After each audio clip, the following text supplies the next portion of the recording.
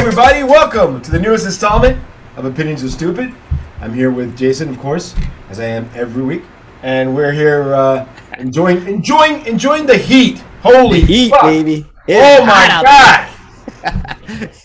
It's hot today, man.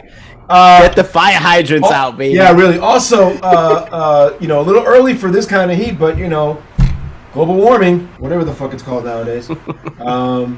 And also, this is Pride Weekend. We're doing it a little early this week, folks. We usually do it on Tuesday to drop it like on in 2022. But we usually do it on Tuesdays. Doing it a little earlier this week because of various schedules issues. Unfortunately, a little thing called work is getting in the way the next couple weeks. So we're going to do it a little earlier to give the people what they want. Give the people what they want. Then we'll be back at a normal schedule. The time, people, all the time. So this week, I want to start off the first and letting everybody know it's weekend. It's Pride Weekend, and unfortunately, no parade this year. Although there is some stuff happening all over the country, because of the COVID situation. And we gotta do what we gotta do, man. It's Pride. It's important. This week, the president signed legislation that made the I forget the name of the bar that had that horrible thing happen to it a monument, a federal monument. In Orlando. Orlando. Oh man! So many things happened in Florida this week, right? Now that's 5 years. It's like 5 years ago today, this month since that shooting, which is crazy, man. Yeah. 5. Yeah. Well, you have Orlando nightclub shooting, 2016. Yep. And the Pulse nightclub has been Pulse nightclub. Yeah. A monument. And the thing is that it's a sad state of affairs when someone can go into any place, no matter what it is, and just shoot it up because they don't like or they're not happy with the people that are there. That particular guy was having an ongoing issue with identity and some kind of brain problem, and that happens. I'm not trying to make fun of it. It's health. Mental health is an issue, and this country does not take it seriously. Yeah. And until we take it seriously, and I'm going to start playing my violin, until we start taking it seriously, more of these things are going to happen. So, and if anybody out there needs help, talk to somebody. There's ways of getting through this. You just got to kind of open up, and you got to be willing to just talk about what's going on. It's nothing wrong with that. And once you do that, then you can try to get through over that hump and hopefully into a better place. But if you keep it all inside, it's not a good thing. If you get it all inside, there are things that happen. And by the way, if you need to take your medication, take it. If you have issues with it, talk to somebody. We can keep doing this. We're here for you, folks. Right. But seriously, don't be afraid. Seriously, don't be afraid to go out and reach out and try to help understand what you can do or how you can do it to make yourself healthier and better and we say this because in our family this was never talked about. Let's be honest, growing up, this topic was not broached at any capacity. There were people who had issues, maybe they were drinking too much or whatever. This was never broached at any. I mean, we've learned this recently, the last maybe 10 years that has become to light in general, but in our family it was never talked about in any capacity. First of all, which is crazy. Which is that's crazy actually. The whole thing about this is the idea of nerves. That's the idea. Like, there's nothing else. There's nervos. At the end of the day, this person is nervous, or she has some kind of problem with her nerves, or she needs it's like anxiety and depression. Let's call it what it is, and let's realize that it's really hot in here, and I need to take my clothes off. So take off all your clothes. There you go. The song of the week with Nelly. Oh my God! All right. But seriously, but it's that ongoing issue that we call it something else. We try to make it something that it isn't. We try to sweep it under the rug, and then we end up with sad people doing sad things to themselves and to others. That's all we want. We want to be able to work through this and be stronger as a people. Right. So that's the Pride. So that's one thing. We know it's Pride this weekend. The nightclub, the specific nightclub that again, the Pulse nightclub. That happened. It's now a national monument thanks to our president, who, by the way, did a little bit of a hat trick this week. He's going into the politics. Although he walked it back, the Republicans did not want to move on infrastructure. He knew that there were some Democrats that didn't want to move on either. I'm talking to you, Joe Manchin, and Christian Cinema, right. And he was like, "All right, we'll do what you want. We'll pull all these societal helps out of it, and we'll just do this, and we'll have you vote for these things that you consider infrastructure. Nothing else will be voted for. These things we'll do separately. Right. And then we'll try to pass it in another way. That way you can save face. So the Republicans are like, hey, model Republicans, you got the infrastructure plan. The infrastructure plan, you don't have to call anything. You don't have to worry about people, the corporations that back you up having an issue. By the way, this is an ongoing issue. Dark money is a problem. Yeah. That's it. Dark money is a problem. And dark money is what fuels these guys from not doing stuff because they need that money to run for office. We don't make it free. Yeah. You know, right. If we made it free, it wouldn't be an issue. But because of, this idea that elections should not be, people running for office need to like ask their parents for money or whatever. Or if it was a cap, at least some kind of cap, like, an agreed upon cap. It was, but they got rid of $1 million to run, whatever. Yeah. I know, that's what I'm saying. That's how these guys get rich. That's how these guys get rich. And anyway. So the idea is, hey, I pulled all these things that can actually help people out. Let's just do infrastructure now. And then the president said, gotcha, because if you don't pass this, we're not passing shit. Woo! So, and then he walked it back a little bit. It's a little bit more complicated than that. You got to check it out. But the idea is this. They're going to pass the infrastructure plan for the Republicans, and they're going to make the Republicans look really bad if they don't pass it because they made a deal. The whole idea is, why aren't you making a deal with us? Meh. Well, we made a deal, right? Now we're going to make this deal, and we're going to pass it with the two other holdouts. Now, Manchin can't say, I helped them pass this. I got to do this. What it comes down to, again, is the filibuster. Bigger story, yada, yada. But the realization is we got to get rid of the filibuster. That's it. Right. Got to get rid of it. Until we do that, and you say, well, then you'll give it to the Republicans. It's okay. Here's why it's okay. The president will veto anything they pass. So let me play devil's advocate. Are you looking at this short term over the next, let's say, 2 years, 3 years, or 6 or 7, depending on Biden wins again, and giving it, basically trying to push down everything down people's throats now because you have a majority, even though it's very slim majority, but you have a majority, and then when the Republicans come in power, it's going to come back to bite you in the butt later on. You really think? Well, let's think about this for a minute. I'm giving you devil's advocate here. Listen to that. 2022 is the midterm election, right? I believe that if you get rid of the filibuster and you pass a law that makes it easy for people to fucking vote. Easier, right? H1, you make it easier for people to vote. Do you really believe that Republicans will take anything?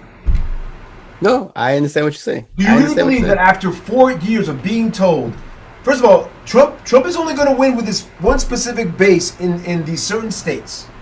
He went to Ohio and he went to talk shit, and he's like, you miss me. But he looks like a dope. Because the senators that went against him are getting money to run against him. Right. The biggest person in the Republican Party right now is Florida's governor, because he actually is doing something other than saying Plus, right. There's a good chance that anybody who's aligning themselves with Trump politically is going to be dealing with a criminal. Right, everybody's a little worried about what might happen. Right, Trump is going to go to. But I'm not talking about Trump in this case. I know what you're talking about, but this is the political landscape.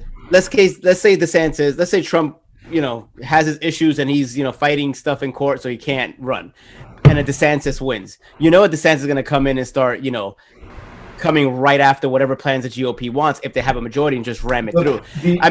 I understand what you're saying, but that's the argument. Absolutely. That's the argument. All of that. The problem is this.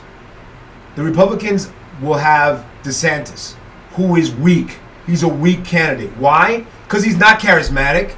He's not very smart. He's going to go up against someone. Look, the whole idea, the reason why Biden fucking was able to do this is because he knows the job. Biden's been on the job for a long time. And when he goes up against DeSantis, people are going to say, oh, he looks weak. Well, shit. He gave me money. He took care of this. He took care of that. Coronavirus is taken care of. All this other stuff is taken care of. I don't know. I don't think I'm going to vote for someone who just, took benefits away from people every chance he got. Right. Should I vote for somebody who did that? Should I vote for somebody who went out of his way to act like there was no coronavirus, who probably is involved, is going to have to fucking figure out what happened when that building pancaked in Florida? DeSantis has a lot of dirty shit and dirty tricks under his trunk. So I think that as maybe the guy who's going to run on the Republican, the idea of Republican Party, the idea the Republican Party has,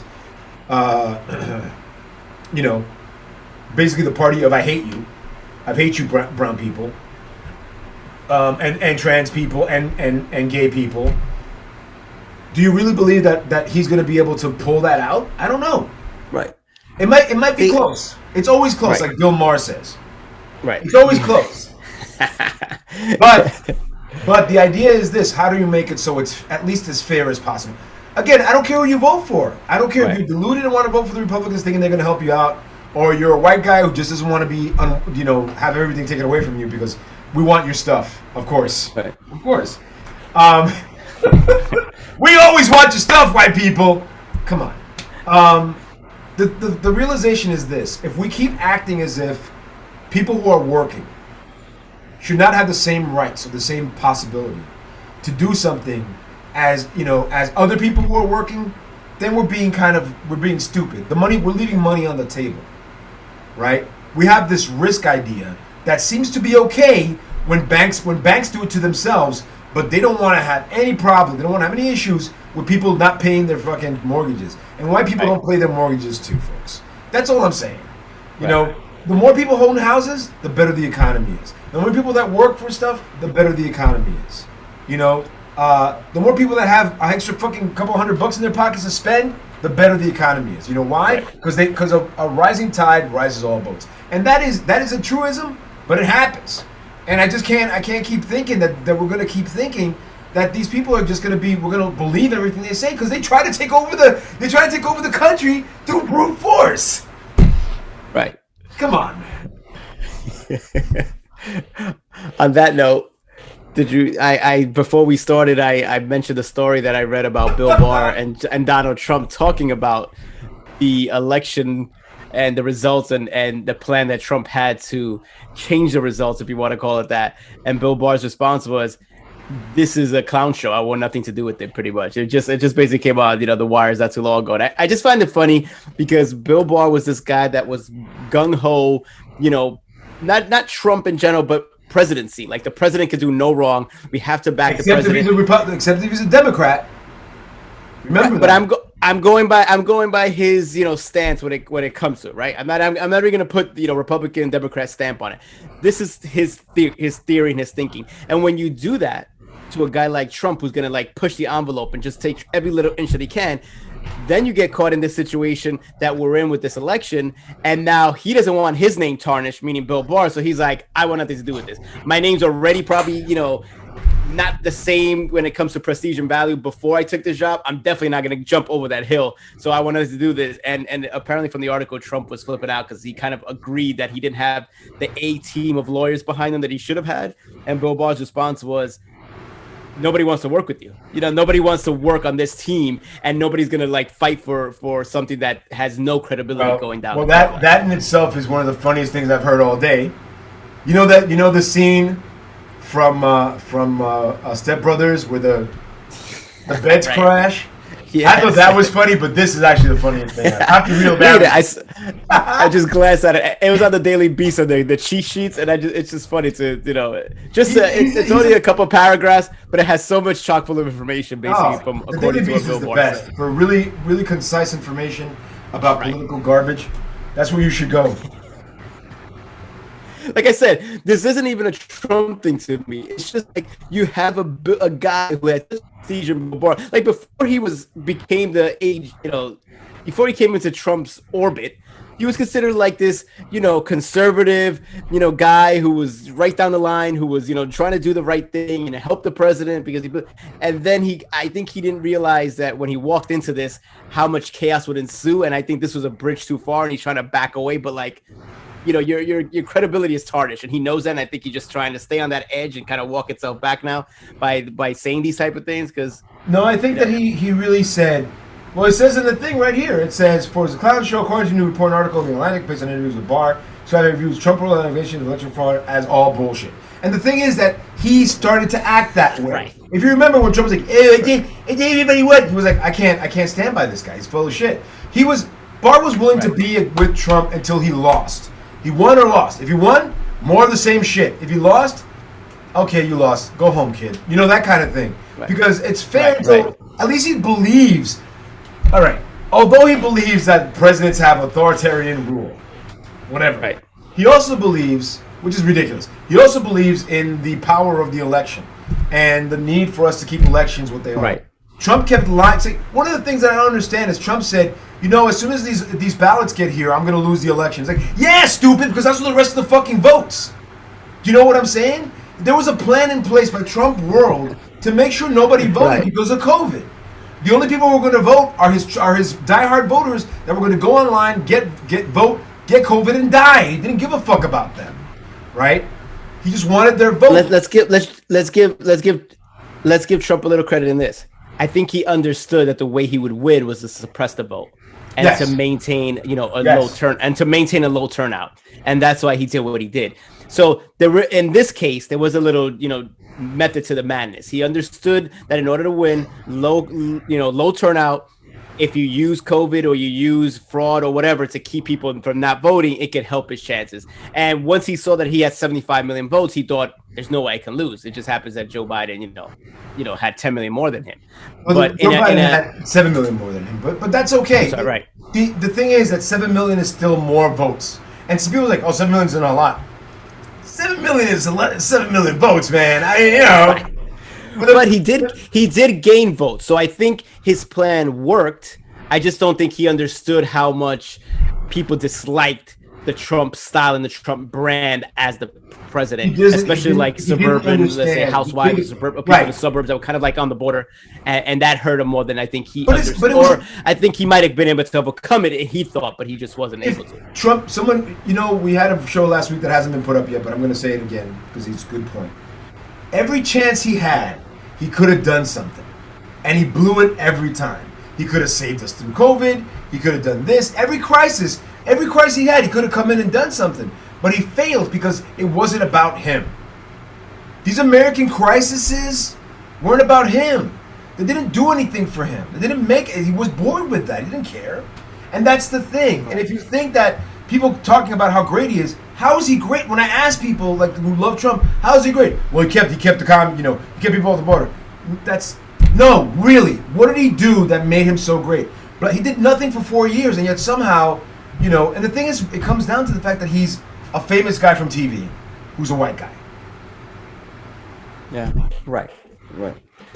Well, unfortunately, the taking the race element out of it a second, this country loves celebrities. This country loves famous, red carpet walks down, that they just love that. That's part of the DNA. We've been built to watch TV and to make that part of our lives. TV dinners back in the 70s, and I'm just saying, like, all that stuff, is got us addicted to it. So it doesn't surprise anyone, at least that we know, knowing the medium that we kind of work in and the circles that we kind of work in, and when it comes to comics, that a guy like Trump could use his abilities, use what he knows about the media, use what he knows about fame, and propel him. And that's what he did. He already had a built-in audience before he did anything, so he was already ahead in many cases. Right, because he's a very good media manipulator. You're absolutely right. That is true. Right.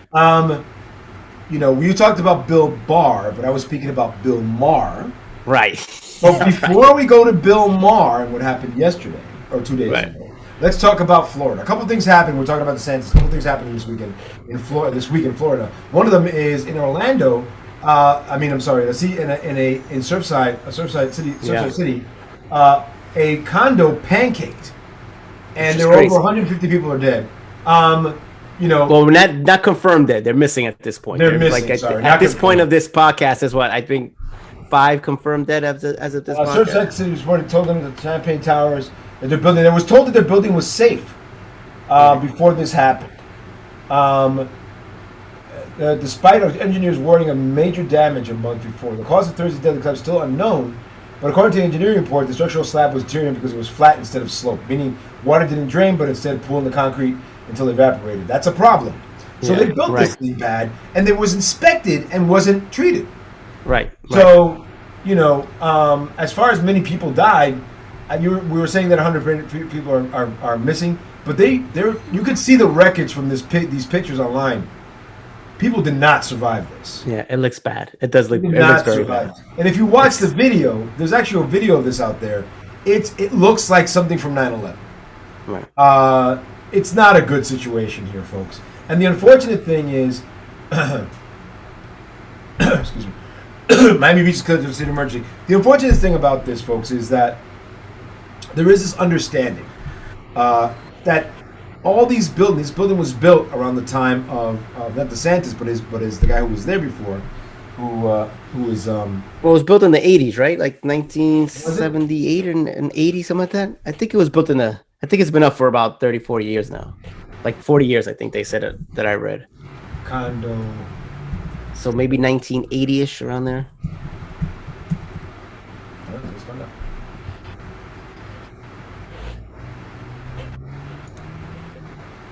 Because I remember, because that's I think I remember because they were talking a little bit of how there was a boom in South Florida around that time because of everything going on, and money flowing into South Beach. Who knows where that money was coming from? Hint, hint.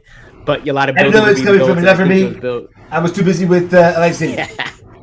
And it was built around that time. The sad thing is, this is one of the things that I find, if it was built then, this is one of the things that I find really sad about situations like this. These people keep wanting there not to be oversight. No government oversight, no government oversight, no government oversight. Costs too much money. Costs us money, blah, blah, blah. How much is your life cost? How much is an individual, how much is the person you care about's life cost? How much is it worth to you as far as money? I bet you the family of the people that were killed in that thing would think maybe it's worth a lot of money to them. And at the end of the day, people are saying, well, it's insurance. Insurance will take care of it. Let's make things so they don't collapse on people and kill them first. How about we do that? It's like this whole thing. It's funny. It's not funny. We were talking about this out. No. We were talking about this at work where somebody was saying that, they were asking me if I was like, a daredevil type guy, like, cause we were talking about like jumping from planes or whatever. And one of the things that came up was if I like doing roller coasters. And I said, yeah, but I don't really do them much. And they were like, why? Like, you seem like a person that would like it. And I said, just what you said. I said, I found out about 10, 15 years ago, there is no oversight when it comes to the roller coaster world. Like, it's basically just two guys in a room that say, hey, go check a roller coaster. They check it and they move on. There's no government agency. There's no state boards.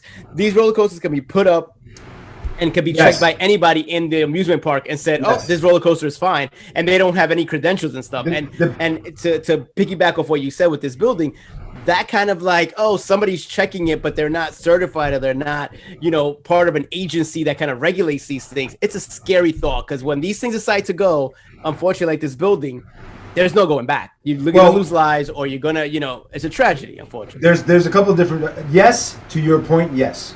But there's a couple in different states, they have specific inspections that aren't the same as that. For example, the cyclone does not run unless it gets an approval from the city. And right. But that's a national landmark, right? The cyclone is like a. I don't think so. So it might be under different. It's not a landmark. I don't think so. A New York City landmark, I should say. So I think that might be. It might. I think it's a New York City landmark, and if it is, then I'm sure that they would have more regulations because they don't want that thing to fall apart while in that situation. Hold on. But I get your. Yes, there are some, but I don't think they're across the board, right?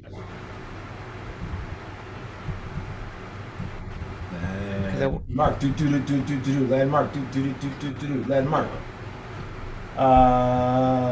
Or I could be confusing with the parachute jump at Coney Island. Well, coaster landmark. Nope. American Coaster, ACE. Just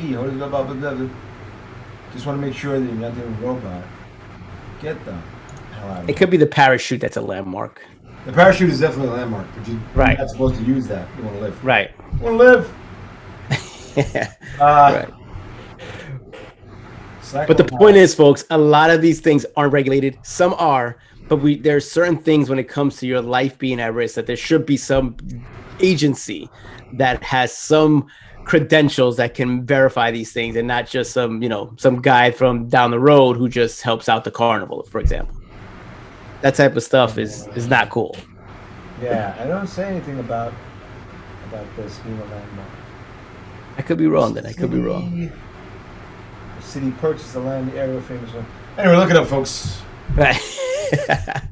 we don't always say we're right on this show. We try to give you information, then you could do your own research if you want. We want you to think and make up your own minds, people. That's what we're about. Letting people think and make up their own minds. So, a lot of interesting entertainment news. Quentin Tarantino was talking about some stuff on Bill Maher. Yeah. This weekend. Interesting interview. Did you see it at all? It's interesting. If you haven't, you should. I don't watch Bill Maher anymore because I kind of feel like after his he irks me in a couple different ways. One, okay. And by the way, it's not his interview style. He's fine. You can be on his show. Right. I don't care. It's not. I just don't like the fact that he keeps calling Muslims. He keeps acting like Muslims are the worst thing in the world. Not that he isn't entitled to his opinion, but his idea is we should. I think what he's trying to say is, hey, there are people that are more invested in situations and things than you are, America, and those people are willing to go to the next level to do something. And I think he's like, we should watch Muslims in this country because some of them can be made to do that. But at this point, we should be watching a lot of people in this country. Yeah. And by watching, I mean like, what's going on? Like these neo-Nazis, come on. Like, you know what I'm saying? Like, we gotta watch a lot of people. The Oklahoma City bombing. There are people in Oklahoma that are acting like it's no big deal anymore. Because of the whole Trumpian ideology of white nationalism. They don't want to act. They don't want to get, say anything because they don't want to lose their seats. This is dangerous. But anyway, I have an issue with Bill Maher. I think it's that because of his ambassador. I get it. I watch it depending on who's on sometimes. Right. So when you get a Quentin Tarantino who doesn't really do many interviews, I kind of just want to hear what he has to say on certain subjects because he's also been a polarizing figure when it comes to certain topics, and he's probably one of the best directors of our generation. So it's one of those things that you kind of try to figure out where he stands on it. He said he's living in Israel now, which I didn't know, which is interesting. It's good to be real. And he was there during the COVID. No, he was there during the issues with the Palestinians, the recent things. Yeah, and it's just funny. Not funny. It was just interesting to hear him talk about how he would hear the sirens go off, and then all of a sudden he hears these booms, basically the Iron Dome blowing up the missiles that were coming in, and how he was living with that with his family. But he also made the point that his next film is going to be possibly his last because he wants to end on top of his game. Right. He feels that he's at a point where he's looked at upon in a different way, and if he continues to make movies out of this after this, he would kind of lose that shine, if you want to say, and he would lose some kind of credibility and some kind of nostalgic look on him, and he wants to leave on top. Now, so he's a coward. That's my point. I get that. I get what he's saying, but Bill Maher made a good point. It's like, no, I do. It's kind of like in sports, right? When you're an athlete, you don't want to be the declining superstar who's riding on the bench. You know what I'm trying to say? You want people to have that image of you hitting home runs or striking people out. So I get that kind of ending gracefully and ending on your own terms.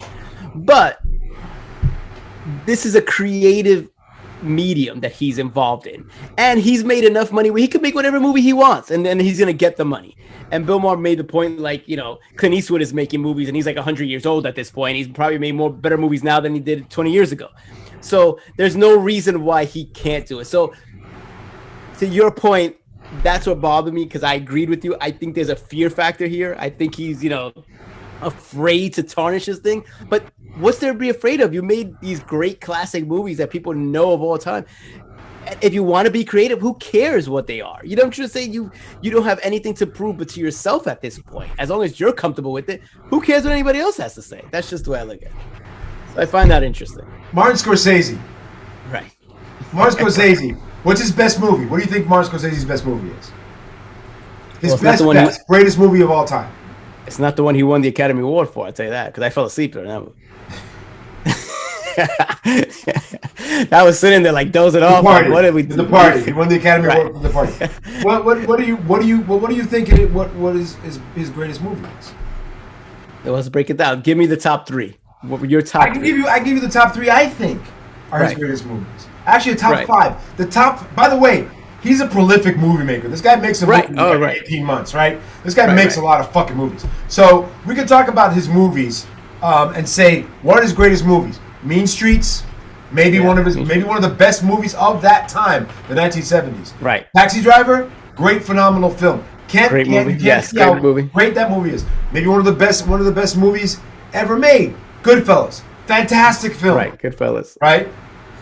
Wolf of Wall Street. Yeah. Come on. Now all these movies were made at different times, right? Right. A couple of 70s. There's a 70s movies, a 90s movie, a movie from the 2000s. Right. You know, I mean, we could go on night. The part was in the 90s. Right. Look at Martin Scorsese. And the reason why we're looking at Martin Scorsese, because there are other directors that have left in the top of their game. You know, that don't make that many movies. Right. And the movies Right. they made were still fantastic. Francis Ford Coppola made, what, 8 movies? Yeah. Right. No? Wasn't that many. Godfather, you know, he made Godfather. He made the war movie with you know, Apocalypse Now, Godfather Right. 2. He makes this guy makes a lot of freaking movies, and he made a lot of TV as well. So let's go down the list of the movies he's made. He's made shorts, Right. a lot of shorts. And let's see. Go down the list and let's see if he's gotten worse over time, because that's what we're getting at. He's saying that he's gonna get worse after this movie, for example. Why would you think that? You know what I'm trying to say? Martin Scorsese's first movie was a movie called Who's That Knocking at My Door? Okay. Which I've never seen, but that's his first movie, 1967, the year of my birth. His second long-standing movie is a movie called Boxcar Bertha, which, if you haven't seen it, you should. It is pretty amazing, but it's not anything that's based on his life or where he grew up, right? The next movie after Boxcar Bertha that he directed,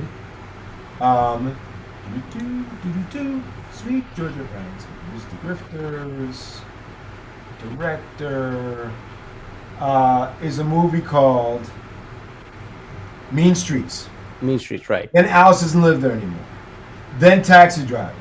Then New York, New York. Then The Last Walk, which is a documentary. Then Raging Bull. Then King of Comedy. Raging Bull, King of Comedy, and After Hours were made 2 years apart. Right. 3 years apart. Raging Bull, After Hours came out in 1985. These movies were very different from each other. But he made all these, and if you watch any of them, they're American classics. King of Comedy is one of my favorite comic movies. Yep. Weird as fuck. Color of Money, fantastic film. Great movie. Right. Last Temptation of Christ, holy shit. Right. He was in a movie called New York. He made a little short, New York Stories, which was also a movie. Then this happens, okay? Fucking Goodfellas, fucking Cape Fear, Age of Innocence, and Casino. These all happened. Now we can say. Now, how we're like 10 in at this point, right? We're like 10 in. 10 in. These are like 15. There's a lot of shorts. No, I'm saying, I'm getting away from the shorts, just like big kind of blockbusters or ones that are about 8 to 10 that you've named that like people would know. And we still haven't hit Wolf of Wall Street that came in 20 years later. You know what I'm trying to say? Like another classic. We haven't hit some of these other classics yet. So for Tarantino to say that, it's like there's something psychologically in his head at that point. You know what I'm trying to say? 14, 15, 16, 17. This is Casino is his 19th. Is one of his is in the first 20. The first 20 movies. He's a prolific director. Tarantino takes his time making movies. Okay. And to his credit, he said he does that because he pours himself into these movies. Like he writes the script. Like it's not just getting a script from somewhere and directing, which is a lot easier than writing a story that is coming from a certain place deep in you. You're trying to hash it out and break it all down, and then have that creative moment where you're also directing. Then he starts. That being said, and then he starts making these movies that kind of like are like meh. Like Age of Innocence is meh. Kundun is specific is to a thing. It's meh. Bring Out Your Dead, maybe his worst reviewed movie with Nicolas Cage. It's Nicolas Cage. Come on, I could have told you that. But it's not Nicolas Cage. Nicolas Cage was a pretty good performance. No, Gangs but you know of New York, which people take or leave. Right. The I enjoy Aviator, Gangs of New York. where he starts his movies with DiCaprio. DiCaprio. Departed. Departed, Academy Award. Shine a Light, which is the documentary of the Rolling Stones thing. Right. You know, he starts doing more TV and more. He made Hugo. He made Wolf of Wall Street. Hugo he made in 2011. Wolf of Wall Street was 2013. Right. And he made Silence. Right, which is supposedly fantastic, which I haven't seen. With Andrew Garfield and Adam Driver about these two priests that go to Japan. You know, it's like it's not a joke. So we look at it. He hit a mini slump there, right? He hit a little mini slump. Well, if you want to look at it, I'm just looking at it through Tarantino's eyes. Let's the I don't consider it a slump. I'm looking at it through Tarantino's eyes. He hit a slump, but then he came back. So nobody remembers that slump. You know what I'm trying to say? Like, nobody's going to sit there and judge him based on those 2-3 movies that weren't like the best movies. They're going to judge him after, from Wolf of Wall Street, for example, after that slump. So yeah, the guy's kind of unstoppable. But that's the whole point. Scorsese makes movies. Oh, I'm going to make movies. I got a story. I got to make a movie out of it. Exactly. That's it. Oh, Tarantino pours himself into this film, and great. So great. We get some stuff. Let's look at Tarantino. Let's take a look. Right. No, I understand. If you're a filmmaker, if you enjoy the process, then even if it's not your script or even if it's not your idea, you can see an idea that somebody has written and bring that to fruition using your talent. So this idea that he can't make another movie, it doesn't make any sense. Or it's gonna bomb doesn't make any sense. So these are the movies that Tarantino has made. He's made Reservoir Dogs. There's a couple other ones here, but Reservoir Dogs he wrote and directed, right? Was like his main first one. Right. True Romance, he wrote that movie. That movie's fantastic. Pulp Fiction, wrote and directed. Right. Natural Born Killers, did the story. Great movie, yeah. Pulp Fiction, Reservoir Dogs. 4 Rooms, Jackie Brown, Kill Bill Volume 1 and 2. Right. The appearances? What's going on? Okay. Grindhouse, that's right. Right. Inglourious Bastards, the Kill Bill movie that puts both of them together that no one can seem to fucking find. It's 4 fucking hours of Kill Bill. Right. Django Unchained, Hateful Eight, and Once Upon a Time in Hollywood. Now, of these movies, right. There's some hits and misses here. I don't think I agree. He's going on top. He's coming out on top. Right. On fucking Once Upon a Time in Hollywood. Right. And don't get me wrong, I like that movie. I agree. I liked Hateful Eight too. I like Django Unchained too. Actually, of those movies, the last 5 movies that he's made, even Inglourious Bastards, Django Unchained is my favorite. Right. So, actually, my favorite movie that he's made is Jackie Brown. I love Jackie Brown more than any other movie. And I like Pulp Fiction a lot. I like Pulp Fiction a great deal. But Pulp Fiction, which I just saw recently, ain't no fucking Jackie Brown. And the question is this: what the fuck are you talking about, brother? Right. That's kind of what I was watching the interview. I was thinking, I was like, am I missing some of these, movies that he's talking about? Because he's had some misses in there. Grindhouse could be considered a cult classic, but I'm not gonna watch it over and over again. You know what I'm trying to say? I enjoy it. It's okay, but if Pulp Fiction was on a Pulp Fiction channel, where it's all they had was Pulp Fiction, or Quentin Tarantino channel, where all they had was Quentin Tarantino movies. That's it. Right. I might tune in every once in a while, see what's up. But I'm not gonna fucking say that every one of these fucking movies are fantastic. Some of them are better than others. Hateful Eight is a good movie. It's 3.5 hours long, bro. I know. It's a long ass fucking movie. Right. Or whatever it is, 3 hours. It's a long ass movie. It ain't John Carpenter's The Thing, but it's what I'm saying. Right. I hear you. I agree totally with it. John Carpenter. For speaking of which, John Carpenter retired because he was like, I'm getting too old for this shit. And just That's different. That's different. The grind of Hollywood is not easy, right? You're hustling for money. You're fighting studios. It's not an easy process to get a movie done, especially in this day and age. So if he would have told me I'm 70 years old and I can't do it anymore, okay, I can see it. You might want to try something else, but that's not the case here. This guy's still in a prime. He still has a lot to offer, and for some reason, there's something in his head that is making him think, I'm gonna start bombing after this, and that's an internal thing. I feel, Here's what I believe: he's gonna do another movie, whatever movie he's doing, because he does that. He'll disappear for a year or two. He'll do another movie, and then he'll take 5 years off or some shit. 2030 he comes back. I gotta make movies. I gotta remake Reservoir. I gotta make a movie. Gotta make something. Right. Right. They were talking about him reimagining Reservoir Dogs. Yeah. Right. He was like, no, I don't want to do that. Why do I want to do that? He mentioned that. He said, yeah. Right. Who after seeing what's his name driving a car going, you're gonna be okay. Do you really need anything better than that?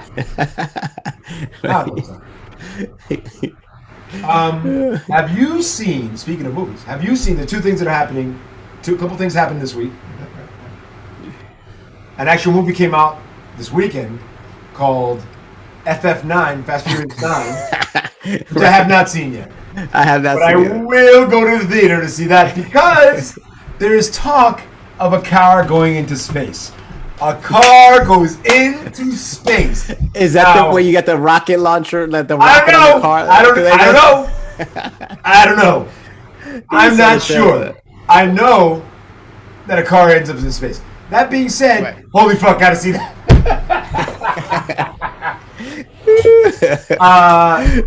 So it's a car fly off of a plane and the rocket just propels it to space, or how does that happen exactly? I'm just like, how is it high enough to get into space? Don't know. It doesn't make it. That's crazy. Cars aren't made for space, so I don't know how they do it. Well, it's easy to get. Does it have a space suit? It's just hard to come down from the atmosphere. There's like gas in there. There's no shielding. There's radiation in space. I don't know. Don't know. Maybe this is Toretto's last whatever. Well, that Red Bull guy. Remember that Red Bull guy that jumped from space and he landed and he he was wearing he was at the edge of space and he was wearing a spacesuit. But look, hold on. Let's just say this. I gotta see what just them talking about it is gonna make me go like. Right. Again. Right. Hashtag family. Family. Second thing is Marvel dropped the trailer for the Shang-Chi Legend of the Five Rings movie. If you haven't seen the newest trailer, Shang-Chi is Shang-Chi, and he's driven between two opposite parts of his family life. His mother, who is about peace and the path of peace, and his father, who is obviously some dude that's a killer. Right. A killer. And Shang-Chi has to figure out what he's gonna do. Who knows? Who cares? Is he good? Is he bad? Right. He's gonna. We're always on the side of angels and the Marvels, whatever. But in the trailer, you haven't seen it. Please, folks, go see it.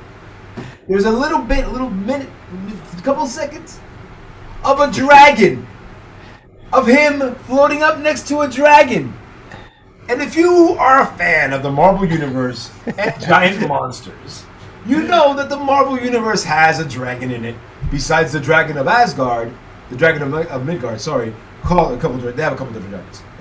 Again, please don't send. I know they have a couple different. Don't send me notes. I don't care. A couple of dragons. One of them is the amazing Fin Fang Foom. Fin Fang Foom is a dragon that wears pants. I don't know. Is this thing wearing pants? What's gonna happen? It's always the little things that excite you. That's what come on! A dragon who wears pants. He wears pants. I guess I don't know. I mean, they're probably it's the Marvel Cinematic Universe, so they mess around with costumes a little bit. Maybe he won't be wearing pants. I don't know. But the trailer's really cool, and you should check it out. If not, and you can see my excitement for a giant monster, and also maybe wearing pants. The movie looks good. Black Widow looks really good too. Yeah, it looks good, and it comes out in 2 weeks, right? Oh, not for July weekend. Next, not this week, not this Friday, not for the Independence Day, the Friday after. The 9th. Right. I'm going to brave the Delta variant. Go see that movie in the theaters. Breakthrough because the Delta variant becoming stronger and stronger. The Delta variant. All right, you want to talk about basketball now? Are you excited about the possible Atlanta slash Phoenix finals if that happens. I mean, I don't know who's gonna watch it, but it would be an interesting. It'll be an interesting NBA final. Wait a minute, you're saying it looks like it could be. Well, Phoenix is up. No, they're Phoenix down. is up 2-1. Okay, game 3. Right. Game 3 final was Thursday. The game 2 Yeah, is the Clippers are down. The Phoenix is up 3-1. They won the last game, so they won 3-1. You know. Okay. Yeah, I like the Clippers. Right, but they're down. You still think they could come? You still think they could come back? Is what you're telling me? I think so. I think the Clippers might. It might be Clippers. It might be Clippers Bucks. You think so? You going out there? So you're gonna go to Atlantic City right now and put money on that? Is that what you're telling me? First of all, if I do that, I'm gonna do it box. I'm not gonna do it straight. Are you crazy? Why would I do that? That's nuts. You gotta play the odds. You got. Luck be a lady tonight. I can give you a little Frankie if you want. Luck be a lady tonight, lady. Yes, Frank Sinatra. I like that. I like how you like it. See? I got chunks of people like you on my stool. What? I try to give a little bit of everything. So I know. Not the song of the week. We have a great range of viewers and listeners on this, so I try to give them a little bit of everything. See, older white people, Frank Sinatra. For you. We love Frankie. We like Frankie a lot. But not the song of the week, of course not. Why would we do that? No, that goes to Nelly, of course. Hot in here because of the weather that's going on. It's so freaking hot. So give me your advice. So me and the missus, what we have spent the last week doing is, car shopping. So we're looking at, maybe most likely leasing, but what should we be looking at in a car since you're more experienced in this facet, basically, at this point? Man, I'm not because I've walked into these dealerships expecting toasters to be given to me and coffee, and people just walking by like there's no care in the world if you're there. Well, let's look at the big board. Come with me. Let's look at the big board. So a couple things you should know about Jason is that he's a family man. So leave him alone. He's a family man. Right. Second, he has 2, not 1, but 2 little girls. And what makes it even interesting is unlike most people in New York, I love public transportation. I love jumping on a train. Jason would rather take a train or a bus and call an Uber. Right. I'll never forget going to LA and wanting to go see the not the Dodgers but the Angels in Anaheim. And I Googled it. I'm like, oh, you could take an Amtrak that'll leave you right in front of the stadium from downtown LA where I was staying at the time. It's like a 30-minute ride. And I go to the concierge and I'm like, hey, where do I get the Amtrak? And he's like, why do you want to do that? And I goes, because I want to go to the Angels game. And he's like, you can do that? I was like, how long have you been living in Los Angeles? I told the guy. He was like, I lived here all my life, but I don't take the train to go anywhere. And literally, he was like, when you do this trip, bring me what you did. So if there's anybody else that, wants to do this, I could offer it to them because I've never heard anybody do this. So LA has its issues. We all know this. It doesn't have a great transportation, but it does have some transportation and people don't use it in any capacity. It blows my mind how you're paying your tax for this and you're not using it to that capacity. The thing, what else is in Anaheim? Disneyland. Here's the thing about Anaheim. Right. And it leaves you literally right in the parking lot of both places, basically. Anaheim is 40 minutes in a car. If you were driving half an hour from middle of Los Angeles, downtown Los Angeles, it takes 3 times that long to go that on the highway. On the 101, it takes fucking forever. People get really mad. But you just told me I could take a fucking train to fucking Anaheim from the whatever. Are you crazy? It took me like 30 minutes door to door, pretty much. From the main station in Los Angeles downtown to Anaheim. It took about 30 minutes. And when the game was over, trains would come back to LA every like 10 minutes. So I just got up and got out the game 10 o'clock, jumped on the train at 10:30, was in the hotel by 11:30. Crazy. See? No, not crazy. Smart as a fox. And it costs me like $4 to do this. You know what I'm saying? So he's not crazy about having a car. If anything, you'll have something delivered, whatever. You don't have parking in. We have enough parking in the street. Like, it might be a block or two away. The reason why I'm asking you this, if there's parking, is because if I were you, I would buy an electric car. if I was going to buy a car, Right. I would buy an electric car. I have thought about this. Depending on your lease situation, Right. and depending on how far you're going to drive this thing, right? You know, if it's just like for around, you can tool around here and whatever. I would get a hybrid. I would get an electric car. Right. Electric cars. The reason why I would get electric cars is because electric cars are all-wheel drive. Right. Always in Well, front. when I was in Bear Mountain a couple weeks ago, of course we took a train. I took the train, the Metro North up to Bear Mountain, but we took the Uber into the downtown area to get like some dinner one day, and we called the Uber, and a Tesla picked us up. So when my kid was in this Tesla, she thought it was like a spaceship. She was like, "Dad, you have to get this car. This is like the coolest car ever." And I'm like, I didn't realize it's only like 35 grand to buy, but there's not much leasing though in Tesla. Like, I don't think you can really lease a Tesla. Yeah, you can lease a Tesla. You can. When I looked at it, it was more of like, to buy and, but I understand what you're saying.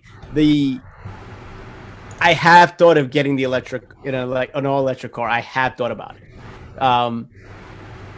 I don't know how it would charge it on a consistent basis because New York doesn't really have a lot of charging stations. That's the one thing that's kind of like stopping me from doing it. Even though I could do it from my house, I guess I could get those plug and do it, but like that would be a little bit of a hassle to park it in front and that type of thing. Here's the thing about the Tesla Model 3. Okay. Right. So the Tesla Model 3, smooth car. When I was in that car, it was like flying on air. the Tesla Model 3 has a monthly lease payment of $389. Right. Seems a little high. Right. But there is a but to it. You have an auto payment. You have to give them $100 to order it, and then your due at signing is $5,000, $5,584. Now, hey, that's expensive. Right. You don't fucking pay gas. You don't pay for fucking gas. Right. That's At where all. it comes out to. Right. So you're basically paying for a luxury car for $389, right? You're not paying for gas. Right. Alternatively, you get a hybrid. I would suggest you get a hybrid. There's a couple of hybrids out there. That's what Hyundai I'm has a thinking. hybrid. Yeah. Toyota has a hybrid. GM hybrids. They all have some version of a hybrid in cars. Yeah. Chevy has a hybrid. But they're not. The thing about these cars is they're not all-wheel drive. Right. Which you're gonna need. That's what you're gonna need because You're it's gonna need snow and all-wheel stuff. drive. Right. It's New York. You Right. need traction. We got a lot of potholes. I got to be banging A lot around. of potholes. And there's the car I was looking at seriously for a while was a car called the Chevrolet Volt. Oh yeah, the Volt. Yeah. Because it's an electric car. There's the Volt and the Bolt, but they don't make the two. They don't make the Volt anymore. Right. Stop making it. It's the Bolt EV, which is an electric car. Yes. And it's nice. Oh, maybe they don't make it anymore either. They might have discontinued it. Yeah. They don't make it for 2002. See, if you would have bought it last year, you would have kept the company up. If I bought it last year, I would have been happy as a client because I wouldn't be able to drive it because I have no power. I have no place to charge it. That's my issue. The charging stations. I mean, there's a few around here, but like you have to make a trip to do the charging station. You know, just like you have to go to downtown or whatever. It's not like a 5-minute drive. The Bolt's small though, and it's not really what you want. You want a hybrid car. You're gonna you get more stations because you are a street parking guy who's gonna have to try and find a place to park his freaking car every 3 days. Right. Which sucks unless you want to pay for parking in where you live. Well, that's not gonna happen. I could save that $200 or something else. So it's which is why I we're going for like a sub kind of car, subcompact car, because we want something small that we can fit into spots if we have to do. I'm not gonna buy a truck. You need a subcompact car, but the thing is that you're not gonna be able to. Is that what you want? A subcompact? I want something small. I want something I could fit in in a tight spot and get in and out, but has 4-wheel drive. That's really what I'm looking at until All right. Until we make another move someplace. It sounds to me like you guys can afford about $350 a month, right? Right. Lease. Yeah. Because Cooper, we don't. The Mini Cooper. The Cooper Clubman. Well, the problem with the Cooper Clubman is that I think for kids, I don't think it gives you a lot of leeway if something God forbid you crash or anything. I don't think there's much there. You know what I'm trying to say? It just seems like it's. I seem like if you hit something, it's over. You know, if you hit, just say that, just get that feel with. No, I bet you they they have airbags everywhere because they are supposed to. Right. You cannot make a car without airbags anymore. Right. Like that's a government thing. Don't get into any accidents. I'm not trying to be a dick. I'm not worried about me or the missus. I'm worried about the people outside of the car. No, I know that. I mean, the Torello after watching Fast and the Furious. I think the clubbing is a pretty safe. I mean, you can see what it is. You can look at. I mean, they broke. They opened banks with it in the movie, so it can handle well. Good movie with that Mini Cooper. That's what put the Mini Coopers on the map. Was that movie? Mini Cooper Clubman, all-wheel drive. This thing is fucking fat. Oh my god! Holy shit! How much gas mileage does it give you? Shitty gas. Well, I don't know. Ooh, these are pretty. Damn. Yeah, no, they're good. You can make Safety features. Let's see. Active assist driving, airbags, LED headlights, ultra rigid body. That's good. That's all good. You're driving in a steel cage. No, that's what it is. Right. I know we're talking. You're helping you shop for a car. Hey, this is what we do on this show. We do all kinds of stuff. It's you're not helping me. I'm not the only one shopping for a car out there. America needs vehicles, and we're giving you ideas of what to do. That's you can right. take whatever you can do whatever you want. Get your notepad out. We're doing the shopping for you. Exactly. We're online for you, my friends. Features. Let's see. Airbag, active assist driving. I'm not finding anything for it. Right. They look cool. Yeah, no, they look beautiful. They're great. They're great. The Clubman is a nice car. It's so low to the ground. We've always felt that like it's like one pothole away from breaking apart. They have really good suspension, and they're fuck. I don't know. I look into this myself. I'll look at it before I go to bed tonight. Break it down a little more. Let me check this out. But honestly, Kia makes a couple of cool cars that are pretty inexpensive that are perfect for you. Get into a hybrid if you can. There's Hyundai makes a couple of cool cars that are perfect for you. We saw some Hyundais today. Yeah. You guys aren't performance drivers, right? Hey, come on. I want to get from point A to point B. That's what I want from the car. That's it. You know what I'm saying? I'm not the kind, and I never cared about cars in that respect. We gotta get this, And I just wanted to be fuel efficient and get me from point A to point B. And if something, God forbid, happens, it's not gonna turn into some kind of pancake on the road. So there's a car called the Kia Sportage. The Sportage. Yes, the Sportage. Kia Sportage, perfect car for you guys. You think that's the one? Yeah, it's good. The Kia. I'll tell you the one the missus was looking at. I'll tell you a Kia car. Let me see. I have it in here. The Kia Seltos. What do you think about the Kia Seltos? The what now? Seltos. Seltos. That's their like wacky car looks like a bug, right? It's kind of like a box. It's kind of like a box. It's the cheaper SUV, right? Right. It's not that. Because that awful green, beautiful. Boom. Yeah, that one has caught our eye for some reason recently, so we got to check that one out. It's a little bit cheaper. It's their cheaper car. Right. I'm not looking for anything crazy here. I mean, we're not looking for a Maserati. I'm not saying. I'm not going. Hey, that car is cheap. No, I'm saying it's less expensive than the Sportage by $2,000. I'm driving a Kia Soul and I'm hating it. I'm kidding. But it's. But in your case, it was between a Bugatti and a Kia Soul, and you just happened to go for the Kia Soul. I was like, supercar or a car that nobody wants to steal. I'll take the one that nobody wants to steal. It's true. I'm kidding. No, the Kia Soul is fun. It's a speedy. I was told that it's a zippy car. Right. So I can't complain. Who told you that? The Kia salesman? Yeah, the Kia. Yeah. This car is zippy. Shut up. Where's my brake? Right. Where's my brake? Brake. Where's my brake? Tell me no stories. Break it. How much I get? $2,500. Let's go. Off. I've gotten up and walked out of that place. I thought you said it was going to be this. Well, sir, I'm out of here. Wait a minute. No. You said it. Right. This ad said this. You're telling me this. Who? I've said this before, by the way. I was at it. I swear to God. Who do I believe? Who do I believe now? Who do I believe? Right. That's so awesome because they're like, who do I believe now? Right. So it's all fun.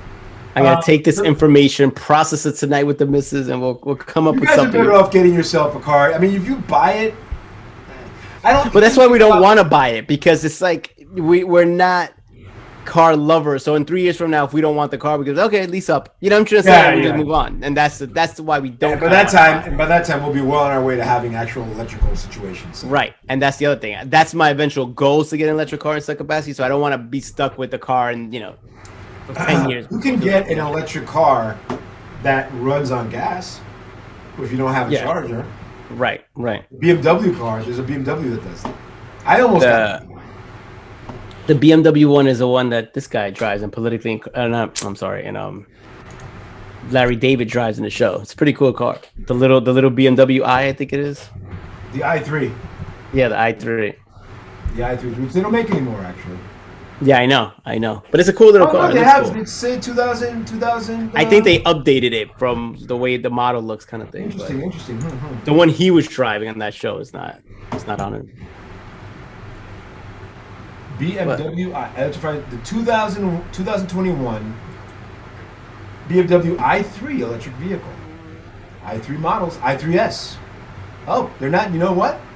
Less than $50,000. Huh. Under $50. $50. Horsepower, 181 remember- horses, dude. And the range, shitty as fuck, 153 miles. Oh my god, what garbage range! But the thing is about this car, it has a lawnmower engine in it. No, seriously, it has an engine that converts electricity, gasoline into electricity. So if you fill up your gas tank that's in it, it'll take you the whatever other miles you need to go. Gotcha. So you still need gas tank capacity. If I mean 153 miles is fucking nothing. That's like Right. a day that's a day of you driving around. Right. But it's a cool little car, man. It has charge and everything. It's comes in two And it's colors, small. black and black.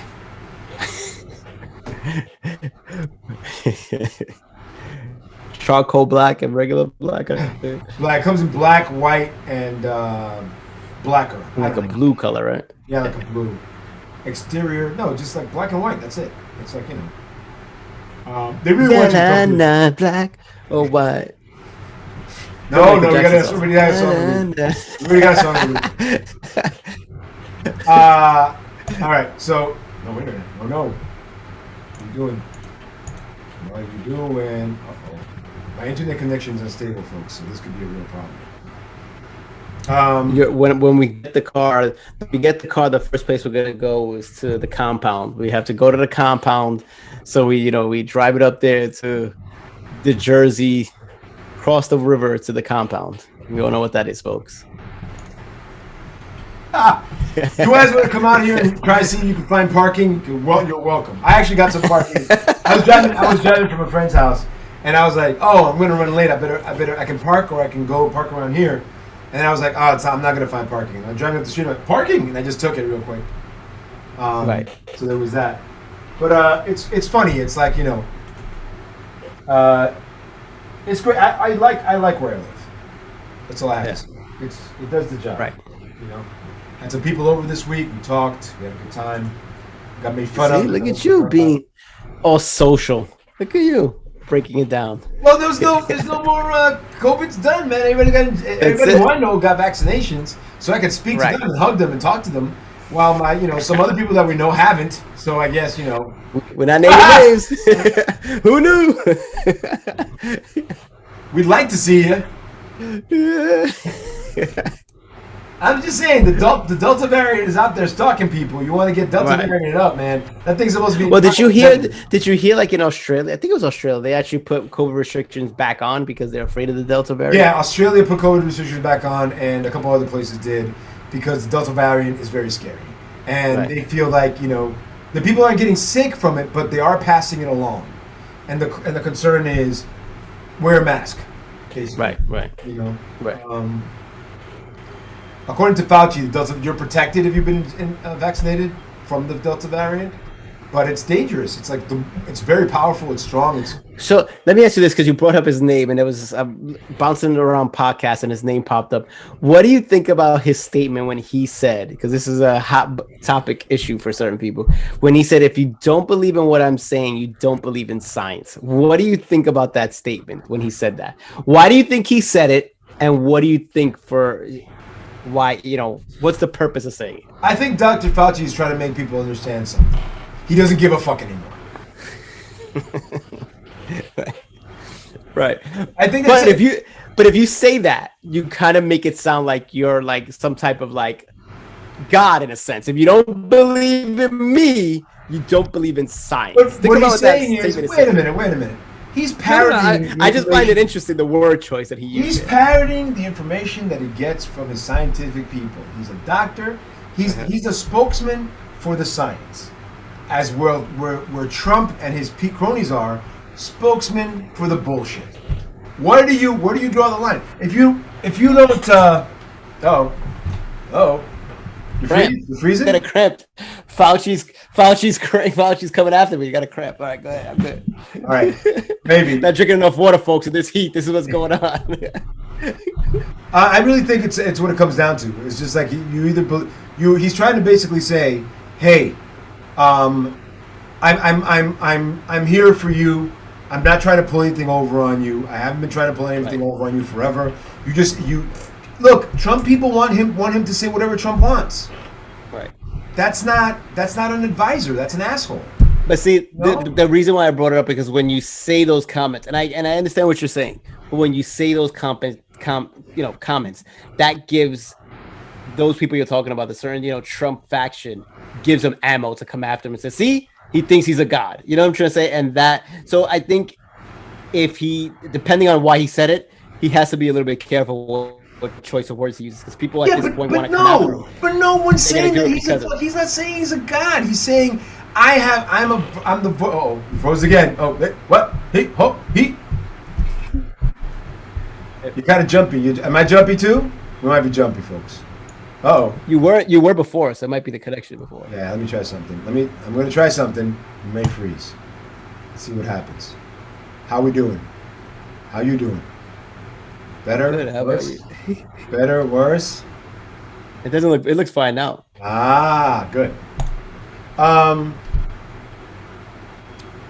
Yeah, I don't think he's calling himself a god. I think he's calling himself a voice of science, a voice of reason. I'm his fan. I'm a fan of his. So maybe I'm the wrong guy to ask.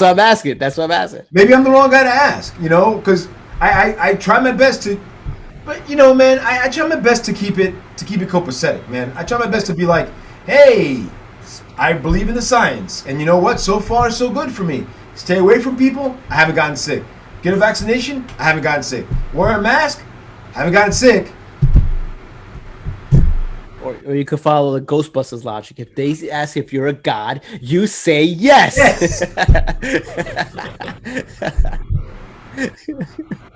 That's what he should have done. He should have ended that.